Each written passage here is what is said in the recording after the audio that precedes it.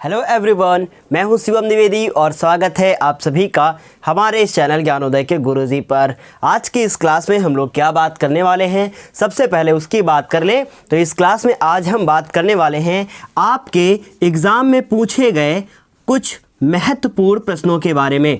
आपका 2020 का जो एग्ज़ाम हुआ था उस 2020 के एग्ज़ाम के सेट नंबर 3 की बात कर रहे हैं। और ये सेट नंबर जो 3 है इसका कोड जो है वो इसका कोड NL है।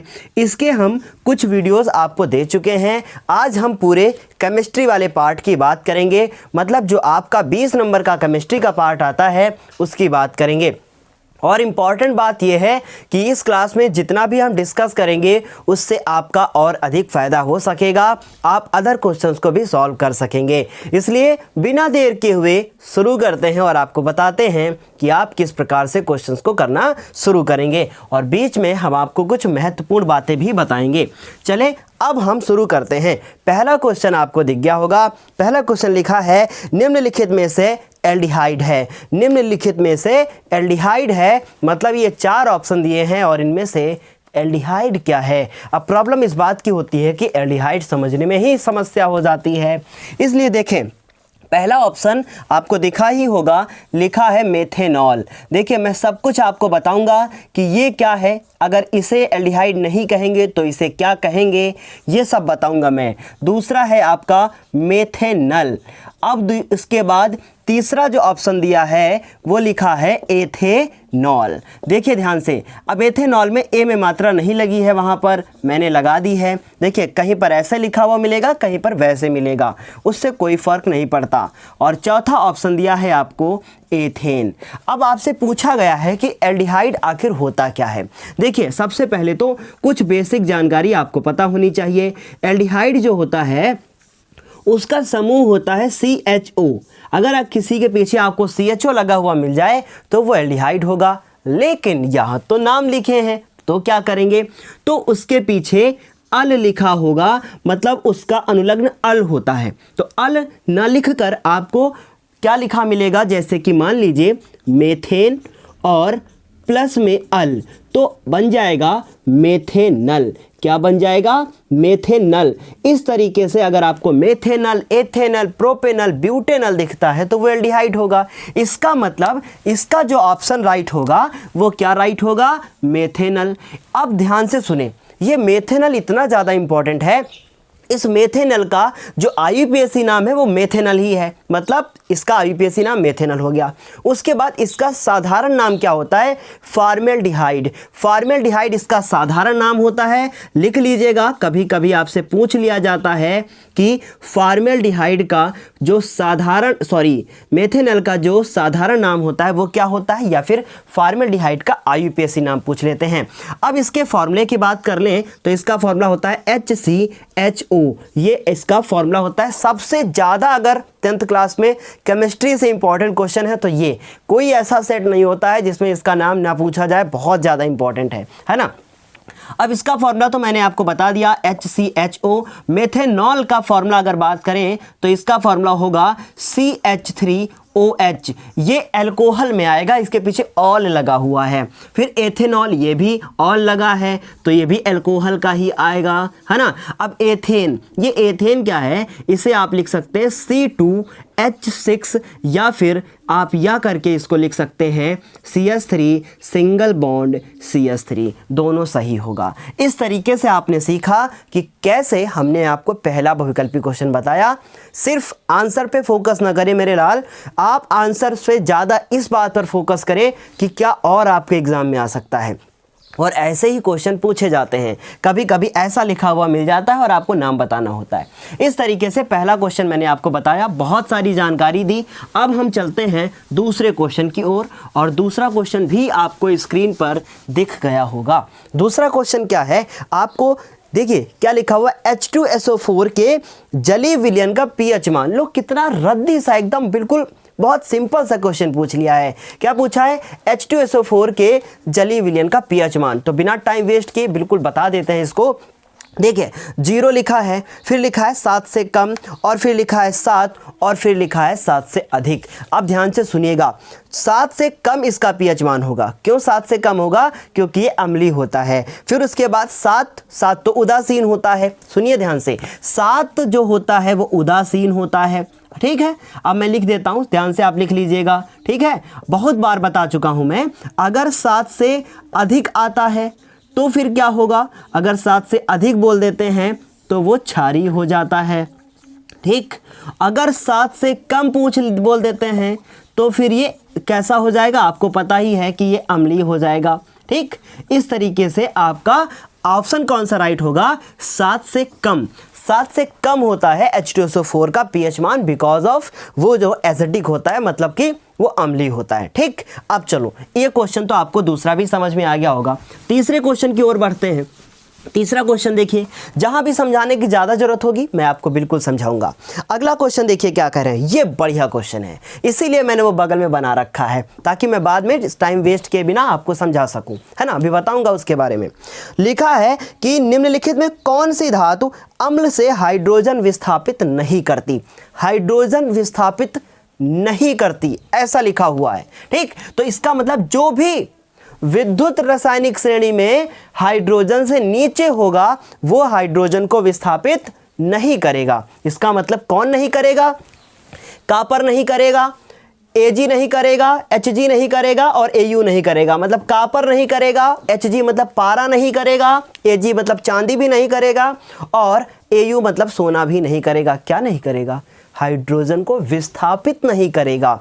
कहने का ये मतलब है कि अगर हम H2SO4 को लिख दें या फिर कोई भी अम्ल लिख दें, कोई भी अम्ल लिख दें, मान लीजिए हमने HCl लिख दिया और इसमें, ठीक है, क्वेश्चन क्या पूछा गया आपने पढ़ लिया है, इसमें अगर मैं कॉपर की रिएक्शन कराऊं तो कोई भी अभिक्रिया नहीं होगी, कोई भी रिएक्शन नहीं होगी, क्योंकि विद्युत रासायनिक श्रेणी में वो नीचे है। अब क्वेश्चन पे आते हैं। 4 ऑप्शन आपको दिए हैं, 4 ऑप्शन जो आपको दिए हैं वो कौन कौन से दिए हैं? पहला लिखा है Fe, ये पहला ऑप्शन है। कौन सा क्वेश्चन नंबर है? ये गा। पहला ऑप्शन है Fe। दूसरा ऑप्शन क्या दे रखा है? दूसरा दे रखा है Zn। तीसरा ऑप्शन क्या है? तीसरा है Mg। और चौथा ऑप्शन क्या है? चौथा ऑप्शन होगा आपका कॉपर, ठीक।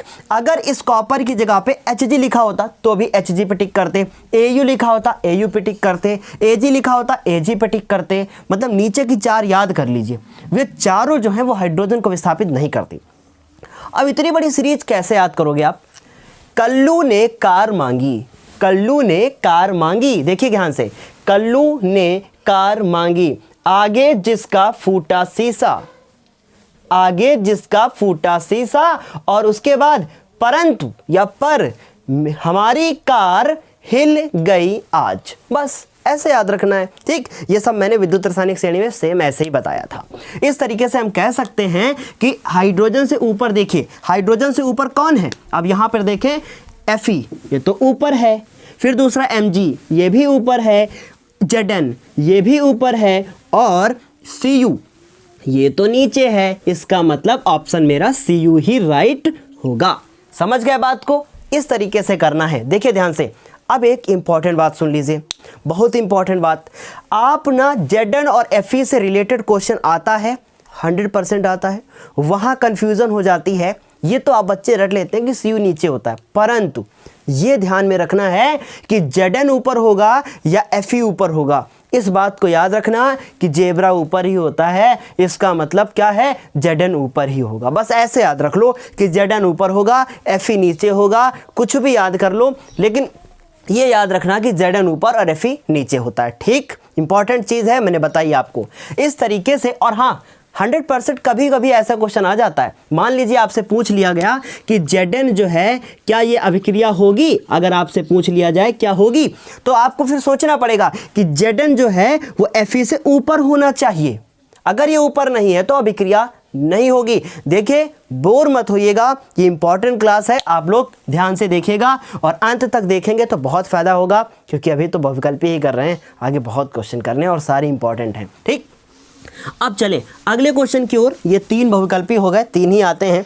फिर अगला क्वेश्चन देखिए, इन्होंने पूछा है कि निम्नलिखित यौगिकों के IUPAC नाम लिखिए। IUPAC नाम लिखने को बोले हैं, और दोनों जो IUPAC नाम लिखने के आए हैं ना, ये सबसे ज़्यादा इंपॉर्टेंट वाले हैं। देखिए पहला कौन सा लिखा है, पहला लिखा है CH3COO और H, और दूसरा जो लिखा है वो लिखा है HCHO, ये लिखा है। सिर्फ IUPAC नाम बताकर हम आपको नहीं छोड़ेंगे, बहुत कुछ बताएंगे इसके बारे में। देखिए सबसे पहले तो IUPAC नाम जान लेते हैं। पीछे लिखा है COO और उसके बाद H। ये जो लिखा है ये आपका कार्बोक्सिलिक समूह के अंतर्गत आता है। सब कुछ बताऊंगा ना, मैंने कहा ये कार्बोक्सिलिक समूह के अंतर्गत आता है। और उसके बाद कितने कार्बन हैं, 2 कार्बन है, और 2 कार्बन के लिए एथ नाम का यूज करते हैं, इसलिए इसका नाम क्या होगा, एथ। अगर आपको IUPAC अभी तक नहीं आई है तो कुछ नहीं करना है, 3-4 वीडियो मैंने बनाए हैं, देख लीजिए। IUPAC अगर ना समझ में आ जाए तब कहिएगा। कुछ नहीं करना है, प्लेलिस्ट में जाना है, चौथा चैप्टर सेलेक्ट करना है, और जहाँ से IUPAC के क्वेश्चन शुरू हुए हैं, जहाँ से थंबनेल आप देख लें वहीं से शुरू कर दे देखना। 100% IUPAC आपको आ जाएगा। और जो बच्चे देख चुके हैं वो कमेंट करके बताएं कि आपको IUPAC मेरी पढ़ाई हुई समझ में आई थी, बताइएगा ज़रूर, है ना। तो इसका नाम क्या मैंने बताया आपको, 2 कार्बन के लिए एथ लिखेंगे और पीछे लिखा है COOH, इसका मतलब एथेनोइक इसका नाम होगा। तो यहाँ पर एथेनोइक या एथेनोइक आप लिख सकते हो। फिर CHO अगर है तो ये एल्डिहाइड समूह का अल जोड़ेंगे पीछे, और एक ही कार्बन है, इसका नाम क्या होगा, मेथेनल। देखो अभी अभी क्वेश्चन आया था कि किसमें जो है एल्डिहाइड समूह है, और फिर से आ गया कि ये बताइए कि इसका नाम क्या होगा। तो जिसको वो आता होगा ये भी कर लेगा इस तरीके से। अब मैं इसको ज़रा थोड़ा सा स्ट्रक्चर बना के मैं दिखा दूँ। इस प्रकार से इसकी स्ट्रक्चर बनाते हैं, CH3, फिर उसके बाद C, फिर डबल बॉन्ड O, और उसके बाद OH। ये फर्स्ट वाले के स्ट्रक्चर, इसकी स्ट्रक्चर बनाने को आती है एग्जाम में, ये भी आप जान लीजिए। इस प्रकार से इसकी स्ट्रक्चर बनाते हैं। ये हो गया COOH और ये हो गया CHO। गोला नहीं करना है आपको, बस ऐसे सिंपल बना के चले आना है। इस तरीके से आपने देखा कि कैसे मैंने आपको इसके IUPAC नाम बता दिए। ठीक है, अब अगले क्वेश्चन की ओर बढ़ते हैं। देखिए जिसको भी केमिस्ट्री में जिसने हमसे पढ़ा है, 100% हम कहते हैं आपका पेपर अगर 45 मिनट में केमिस्ट्री का ना हो जाए तब कहिएगा, और भी ज़्यादा कम टाइम में आप कर सकते हो। ऐसे ऐसे क्वेश्चन ही आएंगे कि वो रोज़ हम, मतलब अभी बहुत सारे बच्चों के मेरे पास मैसेज आते हैं, व्हाट्सअप वो करते हैं, सर प्लीज़ ये क्वेश्चन बता दीजिए। और वो बच्चे देख भी रहे होंगे मैंने उनकी किस तरीके से हेल्प की है, कि मैं उनको या तो वीडियो दे देता हूँ या तो मेरे पास स्क्रीनशॉट पड़ा होता है कि हम वो वीडियो पहले, मतलब क्वेश्चन पहले डिस्कस कर चुके होते हैं। ठीक है, तो ऐसे ऐसे क्वेश्चन सिर्फ 1-2 चैप्टर छोड़कर। चलिए देखिए, अब देखिए ध्यान से सुनिएगा बात।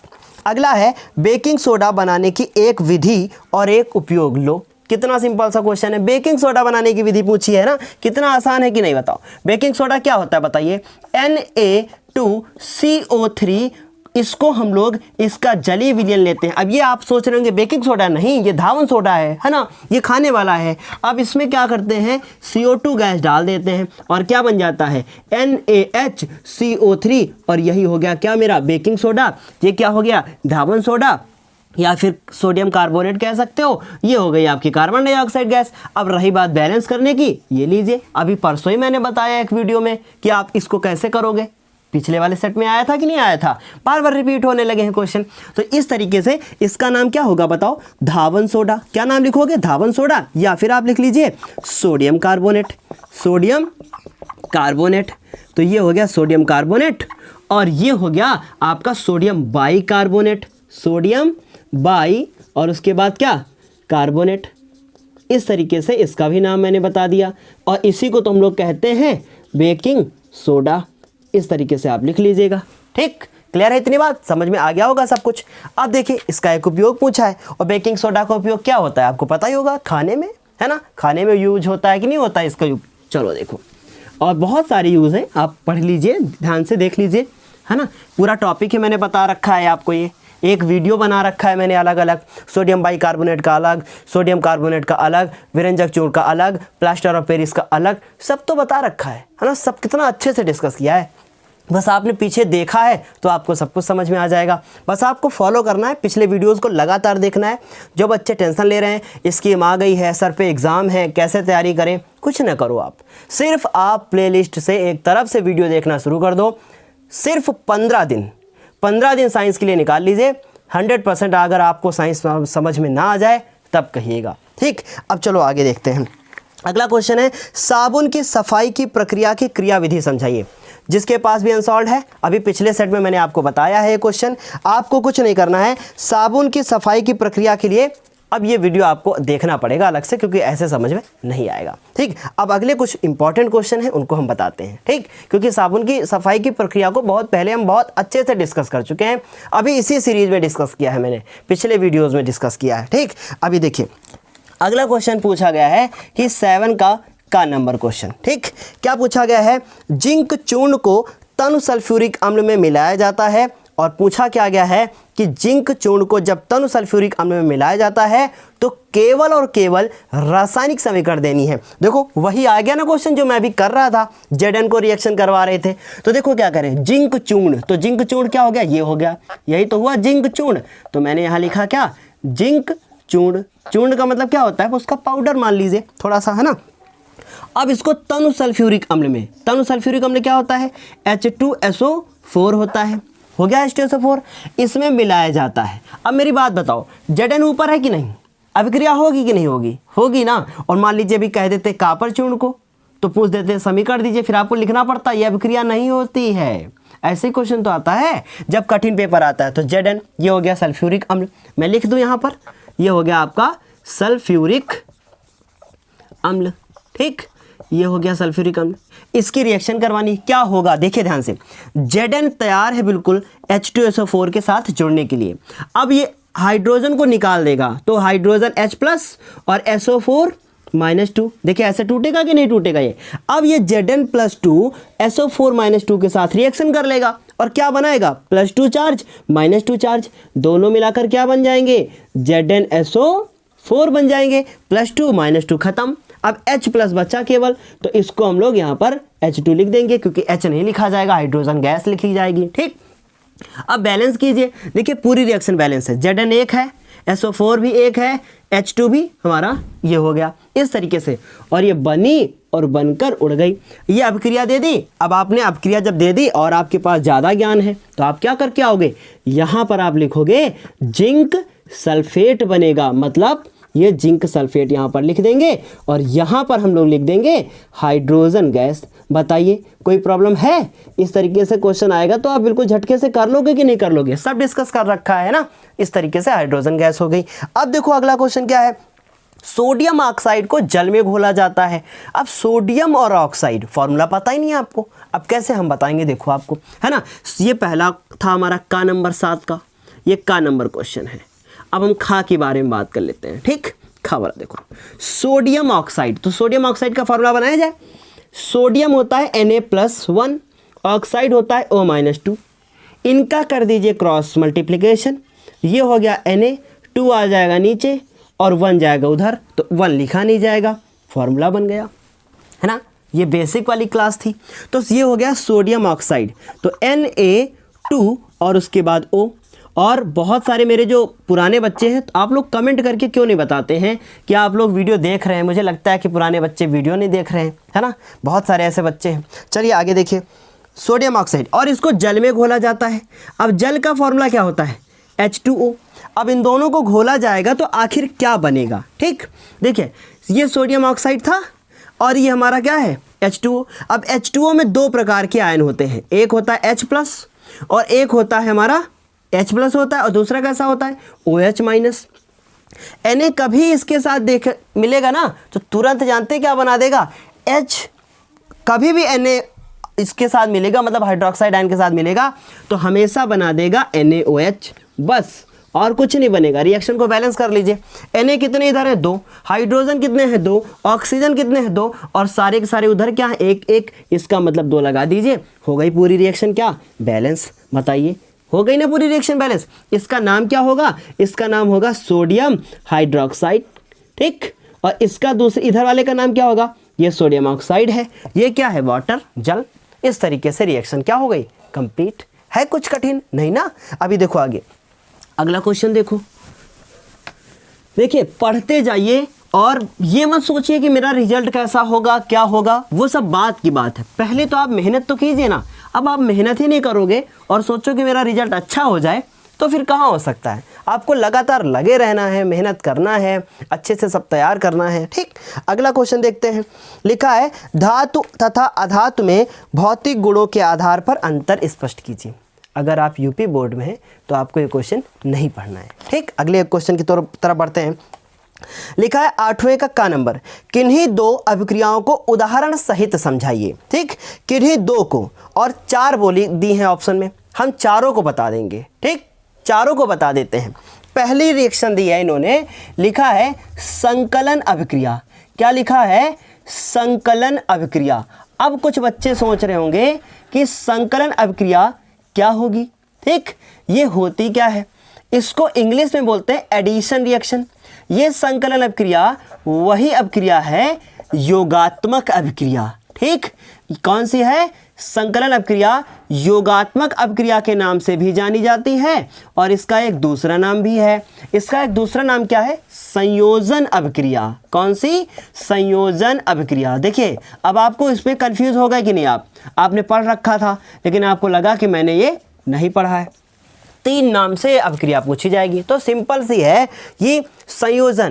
जब 2 या 2 से अधिक अभिकारक, लिख लीजिएगा जिसको पता ना हो, मैं डिफाइन करूंगा सब कुछ।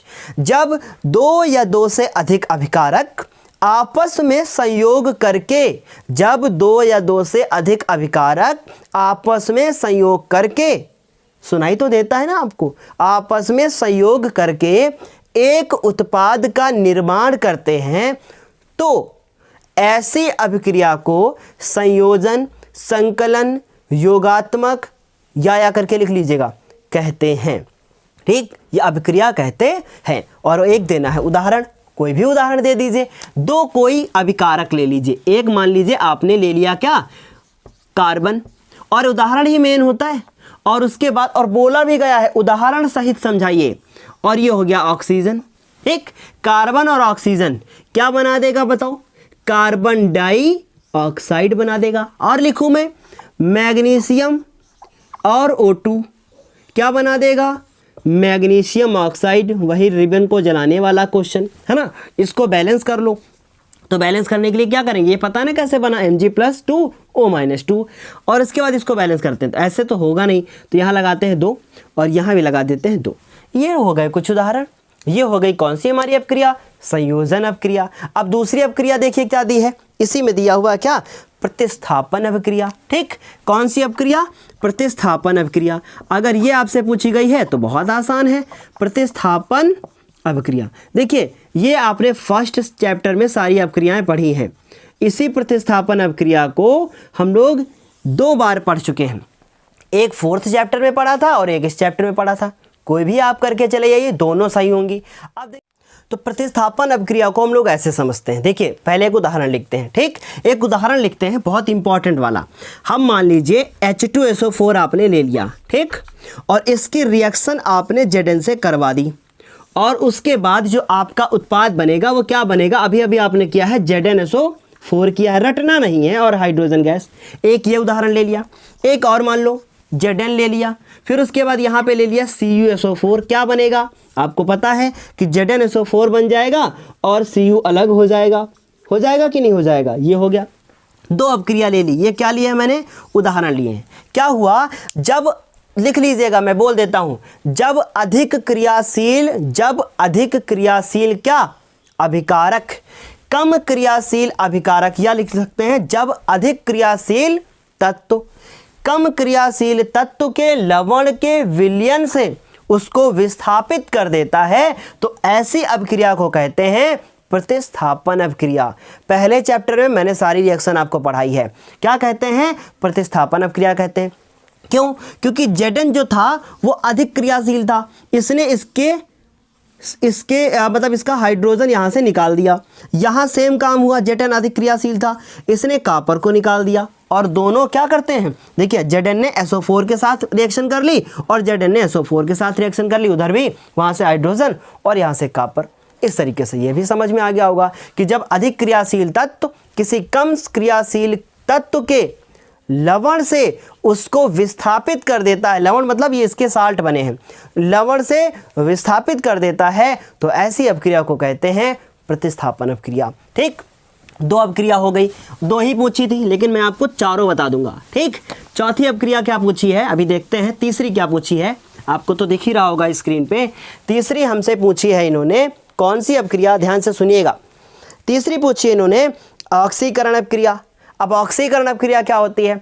ऑक्सीकरण वह अपक्रिया होती है जिसमें ऑक्सीजन का योग होता है और हाइड्रोजन का वियोग होता है। ठीक, कौन सी अपक्रिया? ऑक्सीकरण अपक्रिया वह अपक्रिया, देखिए ध्यान से, कौन सी अपक्रिया पूछी गई है? ऑक्सीकरण। ठीक, ऑक्सीकरण अभिक्रिया। ठीक, ऑक्सीकरण अभिक्रिया क्या पूछा गया है? देखिए ध्यान से, ऑक्सीकरण अभिक्रिया वह अभिक्रिया होती है जिसमें ऑक्सीजन का योग होता है, हाइड्रोजन का वियोग होता है। ऑक्सीकरण, अच्छी, क्या हुआ? थूक वूक सब निकल गया है ना। इसका मतलब क्या हुआ? ऑक्सीकरण अपक्रिया में इलेक्ट्रॉन का त्याग होता है, इलेक्ट्रॉन का त्याग होता है, तो ऐसी अपक्रिया को कहते हैं ऑक्सीकरण अपक्रिया। अब कैसे क्या हुआ, ध्यान से समझें, उदाहरण देखते हैं। ठीक, उदाहरण देखते हैं, देखिए ध्यान से, मेरी बात ध्यान से सुनिएगा। मान लीजिए कि एक पहला दो तरीके के उदाहरण हम आपको बताते हैं। ठीक, अब ये हो गया Na। ठीक, Na को लिया मैंने, इसके पास कितने इलेक्ट्रॉन हैं? 11। क्यों? क्योंकि इसका परमाणु क्रमांक 11 होता है। तो 2, 8 और 1, ये हो गए हमारे 11 इलेक्ट्रॉन। ये एक इलेक्ट्रॉन का क्या कर देगा? त्याग कर देगा। तो इसने एक इलेक्ट्रॉन का त्याग कर दिया तो Na+1 बन गया और एक इलेक्ट्रॉन आपका इधर हो गया। एक दूसरा उदाहरण ले लीजिए, मान लीजिए आपने लिया कैल्शियम, क्या होगा? 2, 8, फिर 8 और उसके बाद 2। ठीक, इलेक्ट्रॉन का ये भी त्याग करेगा तो ये क्या बना देगा? Ca+2 और 2 इलेक्ट्रॉन बाहर निकल जाएंगे। इस तरीके से देखा आपने कि कैसे इसने इलेक्ट्रॉन का त्याग कर दिया। इसमें आप ऑक्सीजन का योग वाला भी उदाहरण ले सकते हैं, पर ये सबसे ज़्यादा सिंपल है और आपको नंबर पूरे मिल जाएंगे। इस तरीके से ऑक्सीकरण अपक्रिया भी हो गई। अगली अपक्रिया देखिए, दहन अपक्रिया। देखिए ब्रीफ में मैं आपको सब कुछ बताता हुआ चल रहा हूँ। चौथी अपक्रिया बोली है इन्होंने दहन अपक्रिया। रिवीजन के तौर पर इसको लें और जो भी टॉपिक नहीं समझ में आता है गूगल पे लिखें और लिखने के बाद पीछे चैनल का नाम लिखें और आपको वीडियो वहाँ से मिल जाएगा 100%। ठीक, बस नाम लिखना मत भूलें। दहन अपक्रिया क्या होता है? सिंपल सी चीज़ है, जब कोई एक यौगिक या कोई तत्व या फिर हम कह सकते हैं कि कोई तत्व या यौगिक किसी ऑक्सीजन, मतलब ऑक्सीजन की उपस्थिति में उसका वो जलने लगे, तो ऐसी अपक्रिया को कहते हैं दहन अपक्रिया। बहुत इंपॉर्टेंट वाला उदाहरण बताते हैं। देखिए दहन अपक्रिया पूछा है ना, उदाहरण देखिए, जब कार्बन ऑक्सीजन की उपस्थिति में दोनों रिएक्शन करते हैं तो इसका क्या होता है? दहन होता है, जलते हैं दोनों तो बनता है कार्बन डाइऑक्साइड। या सबसे ज़्यादा इंपॉर्टेंट मैं आपको यहाँ पर लिखने जा रहा हूँ, मीथेन का दहन आपसे पूछा जाता है या पूछ लेते हैं क्या होता है जब मीथेन को वायु में जलाया जाता है, ऐसे क्वेश्चन आते हैं। तो ये हो गया मीथेन और इसकी रिएक्शन किससे होती है? ऑक्सीजन से। यहाँ पर भी क्या होगा? दहन ही होगा और बनेगा क्या? CO2 के साथ मिलकर बनाएगा CO2। और आपको क्या लगता है कि हाइड्रोजन गैस निकलेगी? नहीं लाल, यहाँ पर निकलेगी H2O निकलेगा। अब इसको बैलेंस करना है। उधर है 3 ऑक्सीजन और इधर हैं आपके कितने ऑक्सीजन? 2 ऑक्सीजन। तो अब बैलेंस करने के लिए अगर मैंने यहाँ 2 लगाया तो फिर देखिए क्या होता है, अगर मैंने यहाँ पर 3 लगाया तो उधर हो गए 6। ठीक, इधर हो गए 6 और उधर है 3, तो उसको बैलेंस करना है। हाइड्रोजन इधर 4 हैं और इधर हाइड्रोजन कितने हैं? 2, तो इसको बैलेंस करना है। अब ऑक्सीजन देखिए, अब हो सकता है आसानी से बैलेंस हो जाए। कार्बन 1, हाइड्रोजन 4, ऑक्सीजन कितने? 2, उधर कितने हैं? 4, तो इसके आगे लगा दीजिए 2। पूरी रिएक्शन हो गई बैलेंस। कैसे किया मैंने? पहले देखा कि हाइड्रोजन को बैलेंस करो, फिर बाद में ऑक्सीजन को बैलेंस करो। क्यों बाद में ऑक्सीजन को करें, पहले क्यों नहीं? क्योंकि ऑक्सीजन तो हमारे हाथ में अकेला है, चाहे जितने बार गुणा कर लो। सही है ना कि नहीं? बताओ, सही है? ऑक्सीजन तो हमारे हाथ में क्योंकि अकेला है, चाहे जितना गुणा कर लो, कोई फर्क पड़ेगा नहीं। अब यहाँ पर अगर हम इसमें भी गुणा करते तो अगर C को गुणा करते तो हाइड्रोजन फिर से गुणा हो जाता, यहाँ तो अकेला है ये। समझ रहे ना बात को? ऐसे बैलेंस किया कीजिए।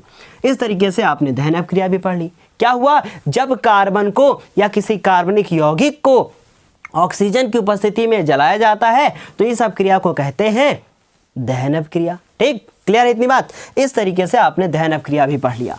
अब अगले क्वेश्चन की ओर बढ़ते हैं। देखिए बहुत सारे क्वेश्चन हैं और सारी रिएक्शंस पूछी गई हैं, बढ़िया चैप्टर है ना। देखिए क्या कह रहे हैं, निम्नलिखित तत्वों के, बढ़िया पेपर है, क्या कह रहे हैं, निम्नलिखित तत्वों के युग्म के संयोग से बनने वाले स्थाई बोला है स्टेबल, स्थाई द्विअंगी यौगिकों के सूत्र लिखिए। द्विअंगी मतलब केवल उसमें 2 अंग हो। अब 2 अंग का मतलब क्या भी बताऊंगा मैं। 3 क्वेश्चन दे रखे हैं और कैसे कैसे और 3 नंबर का क्वेश्चन है। पहले बोला है इन्होंने mg और फिर बोला है mg के साथ हमको लेना है n को, देखिएगा ध्यान से। फिर बोला है इन्होंने k और उसके बाद ये देखिए दूसरा दिया इन्होंने k और k के साथ इन्होंने बोला है कि किसको लेना है, o को।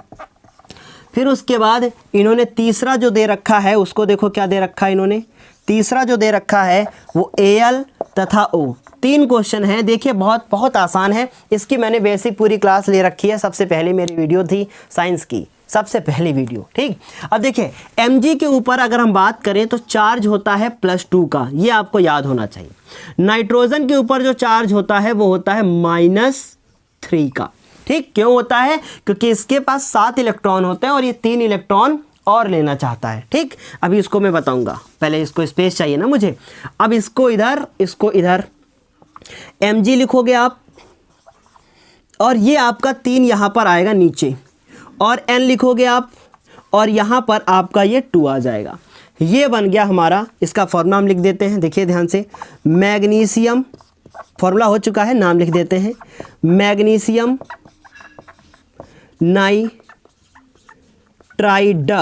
टा मत लिखिएगा, नाइट्राइड होगा, मैग्नीशियम नाइट्राइड, ठीक। अब इसके बारे में बात कर लेते हैं। कैल्शियम के के मतलब पोटेशियम के ऊपर +1 चार्ज होता है, ऑक्सीजन के ऊपर -2 चार्ज होता है। क्या बनेगा, 2 नीचे आएगा, बिल्कुल वैसे जैसा भी हमने बताया था। तो 2 नीचे आएगा, के पहले है, 2 आएगा और O है और 1 यहाँ पर जाएगा, तो 1 लिखते नहीं, ये हो गया। और इसका नाम क्या होगा, पोटेशियम। बस देखिए कितना आसान पूछा है, पोटेशियम ऑक्साइड, पोटेशियम ऑक्साइड, ये हो गया आपका। तीसरा एक और दिया है इन्होंने, तीसरा क्या दिया है, क्या मैं इसको साफ करूं या इसी में समझा दूं, बता देते हैं इसी में। देखिए तीसरा क्या दिया है, तीसरा इन्होंने दिया है Al तथा O, ठीक। Al तथा O में क्या होगा, देखिए ध्यान से, Al +3 O -2, ठीक। ये चार्ज आपको याद करना पड़ेगा या फिर मेरी बेसिक्स वाली क्लास में आपको सीखना पड़ेगा कि कैसे चार्ज होता है। क्या होगा, Al 2 इधर आएगा और O और 3 इधर जाएगा। क्या नाम होगा, इसका नाम होगा एल्यूमिनियम ऑक्साइड, ठीक, एल्यूमिनियम ऑक्साइड। और इसे एक और नाम से भी जानते हैं और वो उसका नाम है एल्यूमिना, इसे एल्यूमिना नाम से भी जानते हैं, ठीक। ये इसे एल्यूमिना नाम से भी जानते हैं। इस तरीके से आपने देखा और आपको अगर समझ में नहीं आया है तो बैक करें, फिर से देखें प्लीज़, ठीक। अभी आपको सब समझ में आ जाएगा, बस आपको याद होना चाहिए चार्ज। इस तरीके से आपने देखा कि कैसे मैंने आपको ये सारी चीज़ें बताई। अब हम बात करेंगे अगले क्वेश्चंस की और इसके बाद आई थिंक 7 नंबर का क्वेश्चन आपके सामने होगा अगला। हाँ बिल्कुल 7 नंबर का क्वेश्चन है और कैसे पूछा गया है ध्यान से देखिएगा। इन्होंने पूछा है क्या होता है जब, और केवल रासायनिक समीकरण दीजिए। क्या होता है जब पर हम एक बहुत बड़ा वीडियो लेकर आएंगे जिसमें हर चैप्टर के क्या होता है जब पर हम फोकस करेंगे। आप लोग बेफिक्र रहें, हम पूरी तैयारी से हैं। हम आपके लिए बहुविकल्पी क्वेश्चंस का भी वीडियो लेकर आएंगे, अच्छे से लेकर आएंगे। सामने हम नहीं होंगे, PDF के तौर पर आपको वीडियो मिलेगा जो कि आपके लिए बहुत बेनिफिशियल होगा, ठीक। अभी अगला देखिए, केवल रासायनिक समीकरण दीजिए और 4 दिए हैं समीकरण, प्लीज़ इनको तैयार कर लीजिएगा। यह आपके एग्जाम के लिए बहुत ज़्यादा इंपॉर्टेंट है, प्लीज़ इंपॉर्टेंट है बहुत ज़्यादा, ठीक। अब देखिए क्या होता है जब, पहला आपको स्टेटमेंट तो दिख ही गया होगा।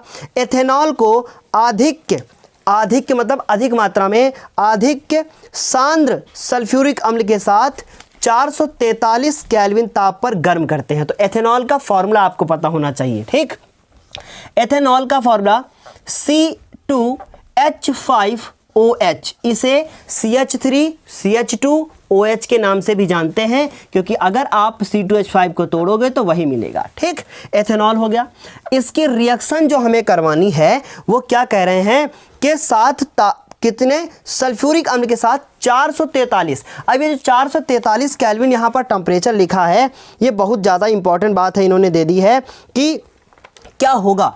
तो देखिए ध्यान से, आप सोच रहे होंगे कि ये 443 ताप जो है वो टेम्परेचर जो 443 केल्विन इन्होंने दे रखा है, इसे हम लोग यहाँ लिख देंगे। ठीक, गर्म करने का चाहो तो चिन्ह बना दो, और यहाँ पर आप लिखोगे सांद्र H2SO4, और ये उपस्थिति में होता है, ये बहुत इंपॉर्टेंट रिएक्शन है।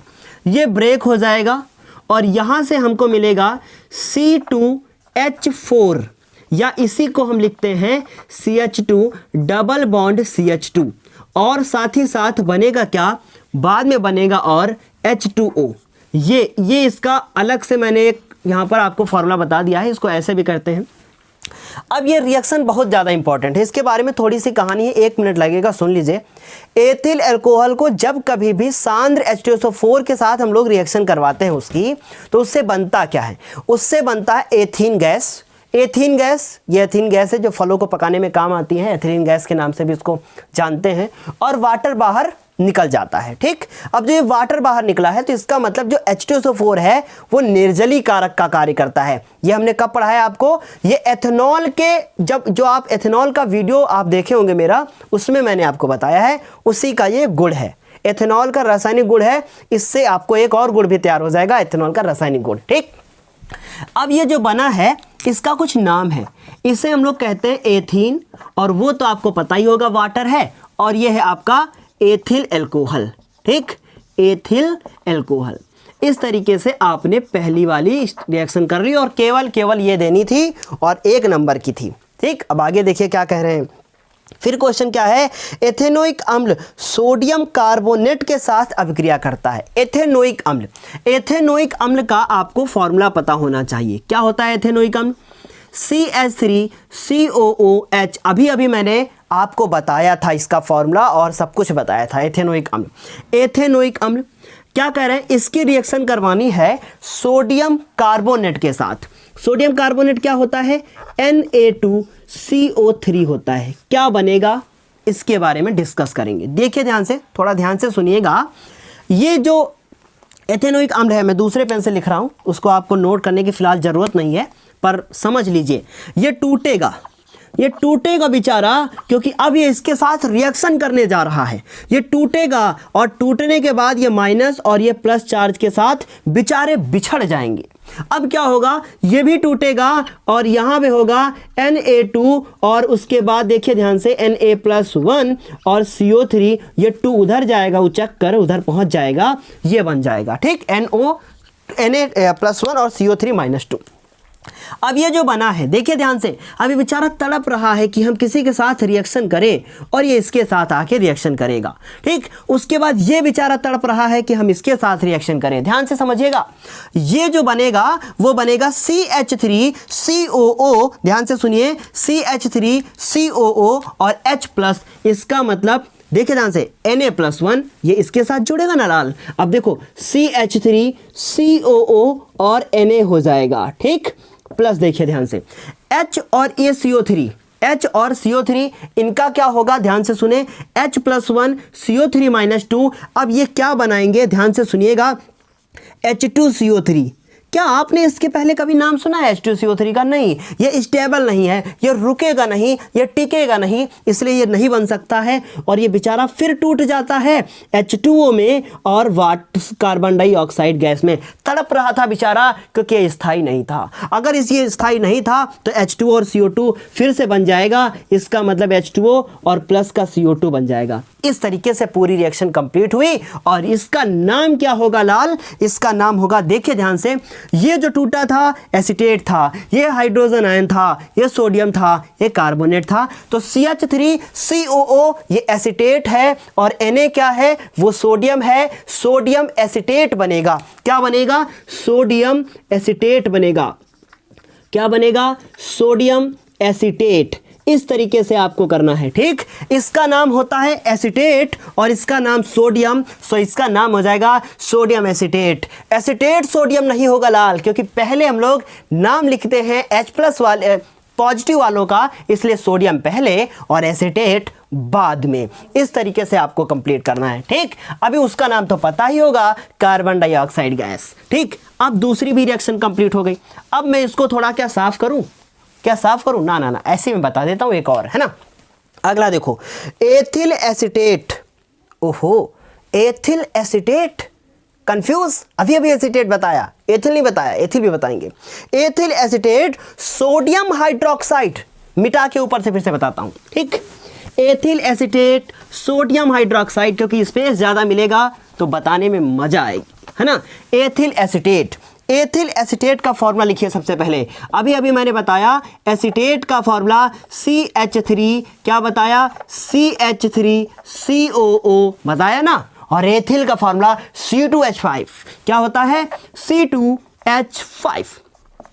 एथिल एसीटेट किसके साथ इसको हमें लड़ाई करवानी है? एथिल एसीटेट की सोडियम हाइड्रोक्साइड के साथ। किसके साथ? Sodium hydroxide. सोडियम हाइड्रोक्साइड क्या होता है? NaOH, sodium hydroxide. रिएक्शन करवानी है, तड़प रहे हैं बेचारे दोनों जोड़ने के लिए। अब देखिए क्या होगा, CH3COO लड़ाई हो गई और उसके बाद C2H5 और ये दोनों बेचारे अलग हो गए। अब देखो इसमें क्या हुआ, Na+1 लड़ाई हो गई और OH- ये भी अलग हो गए। ठीक, अब देखो क्या होगा, कैसे बेचारे रिएक्शन करके बनाएंगे, क्या बनाएंगे? कुछ होता नहीं है, ध्यान देने की जरूरत होती है। अब देखिए C2H5 और ये Na, अब आपको क्या लगता है? देखिए ये यहां से ब्रेक और ये यहां से ब्रेक, ये Na हो गया, उसके बाद ये हो गया। अब क्या बनेगा? ये है एथिल और ये है एसीटेट। ठीक, ये एथिल और ये एसीटेट और ये एथिल, ये सोडियम और उसके बाद हाइड्रोक्साइड के साथ रिएक्शन करवानी। क्या बनेगा? बहुत ज़्यादा इंपॉर्टेंट है, आप लोग जरा ध्यान से बस देखते जाएं। ठीक, क्या बनता है? कौन सी रिएक्शन कर रहे हैं हम लोग? थर्ड वाली। क्या बनेगा? ध्यान से देखें, CH3 और उसके बाद COO और Na के साथ क्या वो रिएक्शन कर लेगा? बिल्कुल, इसके साथ रिएक्शन कर लेगा, CH3COO और Na बन जाएगा। ठीक, अब क्या ये इसके साथ जुड़ेगा? बिल्कुल जुड़ेगा, और क्या बनेगा? एथिल अल्कोहल बन जाएगा। क्या देखते हैं कि एथिल अल्कोहल बन पाएगा? बिल्कुल, क्या बन पाएगा? एथिल अल्कोहल CH3 या कहें तो C2H5 और OH। ठीक, क्या हुआ? देखो सिंपल सा है ना, C2H5OH और उसके बाद ये ऐसे बन गया, सिंपल सा, तोड़ के देख लो, है ना। इस तरीके से दूसरा भी आ गया होगा समझ में। इसका नाम क्या होगा? अभी अभी मैंने बताया था, सोडियम और एसीटेट। ठीक, अगले रिएक्शन की तरफ बढ़ते हैं। कुछ है नहीं, सिंपल है, बस आपको लगातार मेहनत करनी है। पिछले ईयर में जो रिएक्शन आई है उनको ध्यान से देखना है। चौथी क्या पूछते हैं? चौथी रिएक्शन बोली है इन्होंने कि मेथेन का दहन। अभी अभी बताया, क्या बताया? मेथेन का दहन, CH4 और ये O2 और क्या बनेगा? CO2 और H2O, ये बन गया। बैलेंस करना है, 2 लगा दो। अभी अभी बताया था मैंने, कुछ नया नहीं है, यहाँ पे 2 लगा दो। ठीक, ये हो गई पूरी रिएक्शन बैलेंस। मेथेन का दहन हो गया, जल गई बेचारी। ठीक, क्लियर है? इस तरीके से आपने देखा कि कैसे मैंने आपको ये क्वेश्चन बताए। अब अगले क्वेश्चन की ओर बढ़ते हैं, जो कि बहुत ज़्यादा इंपॉर्टेंट है। अगला क्वेश्चन है, पूछा गया है चांदी का एक तार। बस ये लास्ट क्वेश्चन होगा, जो कि 2 नंबर का पूछा गया है, इंपॉर्टेंट है, सो बता देता हूँ।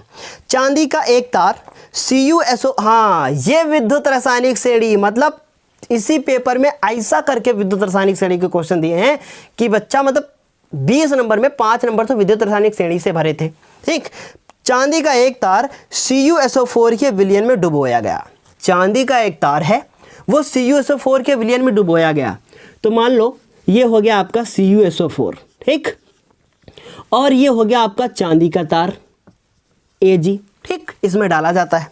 ठीक है, एक दूसरे बर्तन में, मतलब एक दूसरा बर्तन भी ले लिया। ठीक, उसमें क्या कर रहे हैं? एक तांबे का तार AgNO3 के विलयन में डुबोया गया। AgNO3 के विलयन में क्या डुबोया गया? एक तांबे का तार, मतलब Cu का तार। ठीक, फिर पूछे हैं दोनों बर्तन में होने वाली अभिक्रियाओं को कारण सहित समझाइए। तो कारण तो आपको अभी मैं बोलकर बताऊंगा, सहित हम बात करते हैं, पहले रीजन बताते हैं। ठीक, सुनिए ध्यान से, देखिए ध्यान से, आपको कैसे इसका उत्तर लिखना है, ध्यान से सुनिएगा। ठीक, आपको कैसे उत्तर लिखना है? लिखना है पहले बर्तन में, पहले बर्तन में क्या होगा? पहले बर्तन में कौन सा खेल रचेंगे ये दोनों मिलकर? चलिए इसका राज, इसके राज से हम पर्दा उठाते हैं। देखिए ध्यान से, CuSO4 और Ag, अभी अभी आपने विद्युत रासायनिक श्रेणी पढ़ी थी, Ag नीचे था और Cu ऊपर था, अभिक्रिया होगी? नहीं लाल, कोई अभिक्रिया नहीं होगी। इसका मतलब हम लोग लिखेंगे पहले बर्तन में क्या लिखेंगे? कोई अभिक्रिया नहीं होगी। तो हम कैसे लिखेंगे? ऐसे लिखेंगे जैसे अभी लिखने जा रहे हैं, ठीक है? अपने कॉपी पे आप ऐसे लिखोगे CuSO4 और ये Ag, या Ag पहले CuSO4 बाद में लिख लो, डोंट वरी, कोई प्रॉब्लम नहीं। इसमें यहां लिखेंगे नो रिएक्शन, इसका मतलब कोई अभिक्रिया नहीं होगी। आप हिंदी में लिख लेना, कोई अभिक्रिया नहीं होगी। क्यों नहीं होगी? कारण देना है। तो कारण में क्या लिखोगे? विद्युत रासायनिक श्रेणी में Ag कॉपर से नीचे होता है, Ag तांबे से नीचे होता है या कॉपर से नीचे होता है, इसलिए यह अभिक्रिया नहीं होगी, क्योंकि Ag कॉपर से कम क्रियाशील है। ओके, पहला कारण हो गया। दूसरा देखिए, फिर लिखेंगे यहां पर दूसरे बर्तन में, क्या लिखेंगे? दूसरे बर्तन में। बस वीडियो को लास्ट तक आपको देखना चाहिए, क्योंकि मेरा इंजन ना लास्ट में ही गर्म होता है। अब देखो क्या करें, AgNO3। अब AgNO3 कैसे लिखोगे आप? AgNO3 क्या रिएक्शन होगी? होगी मेरे लाल, होगी। कैसे होगी, क्या होगा? देखो ध्यान से, ठीक। Cu क्या है? ऊपर, Ag क्या है? नीचे। कहाँ? विद्युत रासायनिक श्रेणी में, अभी अभी लिखा था मैंने, ठीक, पहले ही, जब आप पीछे से देखते हुए आ रहे हैं। तो इसका मतलब Cu ऊपर है, रिएक्शन हो जाएगी, बिल्कुल हो जाएगी, लेकिन हो तो जाएगी, पर आप गलत करके चले आते हो। देखो ऐसे मैंने घुमा दिया, आप मेरे पास जगह नहीं, समझदार हो तुम लोग, ऐसे सीधे लिखना। अब Ag बेचारा टूटेगा +1 में और NO3 टूटेगा -1 में, और Cu के पास +1 चार्ज होता है, +2 भी चार्ज होता है, कोई बात नहीं। ये दोनों जुड़ जाएंगे और क्या बनाएंगे? CuNO3 बना देंगे। क्या बना देंगे? CuNO3। इसका मतलब कॉपर नाइट्रेट बना देंगे, और ये क्या है? सिल्वर नाइट्रेट, ठीक, ये हो गया। अब ये क्या है? Ag अलग हो जाएगा, Ag अलग हो गई रिएक्शन। अब क्या लिखोगे? इसका कारण लिखोगे। इसका कारण भी नीचे लिखना है, यहाँ कारण लिखना है, यहाँ कारण लिखना है, इसके नीचे कारण नहीं लिखना है, लिखना है इसके नीचे भी लिखना है। इसका कारण क्या लिखना है? ध्यान से सुनो, इसका कारण ये लिखना है, ध्यान से सुनिए, इसका कारण क्या लिखना है? इसका कारण लिखना है विद्युत रासायनिक श्रेणी में, विद्युत रासायनिक श्रेणी में कॉपर Ag से ऊपर होता है, इसलिए ये कॉपर नाइट्रेट के, ये सिल्वर नाइट्रेट के विलयन से, या लिख सकते हो AgNO3 के विलयन से Ag को विस्थापित कर देगा, क्योंकि वो ऊपर होता है। कौन ऊपर होता है? कॉपर ऊपर होता है। इस तरीके से आपको इसके आंसर्स लिखने हैं, ठीक। प्लीज ध्यान से सुनिएगा, ये जितने क्वेश्चन मैंने बताए हैं सब बहुत इंपॉर्टेंट है। इसके बाद अगला क्वेश्चन एक और है, 1 नंबर का, आयनिक यौगिकों का गलनांक उच्च होता है, क्यों? पर मेरे लाल इसका आंसर आपको नहीं लिखना है, क्योंकि अब ये यूपी बोर्ड से टॉपिक खत्म हो गया है। सो डाउट आपका मैंने क्लियर कर दिया। अब ध्यान से सुने, जितना पढ़ाया है अच्छे से रिवीजन कर लीजिएगा, और साइंस की जो तैयारी है अब आप कैसे करोगे इसके बारे में एक लाइन में आपको बता दूं, एक लाइन में आपके लिए बस बोलना चाहता हूं। आपको कुछ नहीं करना है, शुरू से लेकर आखिरी तक मैंने जितने वीडियोस आपको दिए हैं कंटिन्यू देखते हुए आइए, आपका 100% बहुत फ़ायदा होगा, ठीक। मेरे फ़ायदे पे आप ना जाएं, अपने फ़ायदे को सोचें। आपका फ़ायदा आपके लिए ज़्यादा ज़रूरी है, मेरा फ़ायदा मेरे लिए ज़रूरी होगा। चलें अभी ख़त्म करते हैं क्लास को, अगली क्लास में फिर मिलेंगे सेट 4 के साथ। तब तक के लिए धन्यवाद।